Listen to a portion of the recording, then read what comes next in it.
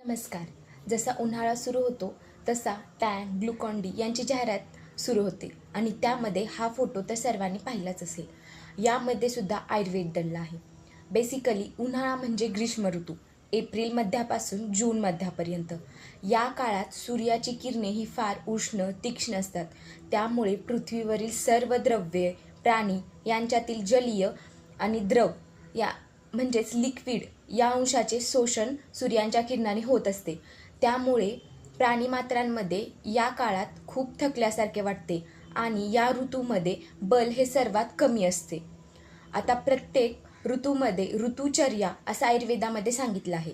चर्या म्हणजे काय तर बेसिकली कोणत्या गोष्टींचे पालन करायचे आणि कोणत्या गोष्टी टाळायच्या. ऋतुचर्या म्हणजे काय तर त्या ऋतूमध्ये कोणत्या गोष्टीचे पालन करायला हवे, कोणत्या गोष्टी टाळायला हव्यात किंवा त्या ऋतूमध्ये काय करायला हवे आणि किंवा काय करायला नको, या सर्वांची माहिती ही ऋतुचर्यामध्ये दिलेली आहे. आता कोणतीही चर्या देताना आयुर्वेदामध्ये 3 प्रकारे दिलेली आहे. 1 म्हणजे आहार, 2 विहार आणि 3 म्हणजे वर्ज्य गोष्टी. आता आहार म्हणजे त्या ऋतूमध्ये कोणत्या अन्नाचे सेवन करायला हवे किंवा त्या ऋतूमध्ये कोणते अन्न खाल्ल्याने शरीरास अपायकारक ठरणार नाही.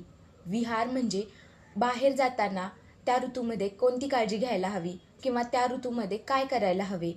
आणि वर्ज्य गोष्टी म्हणजे अशा काही गोष्टी ज्या त्या ऋतूमध्ये बिलकुल केल्याच नाही पाहिजे, म्हणजे ते शरीरास अपायकारक ठरत नाही. आता आपण नेक्स्ट व्हिडिओमध्ये ग्रीष्म ऋतुचर्या पाहूयात.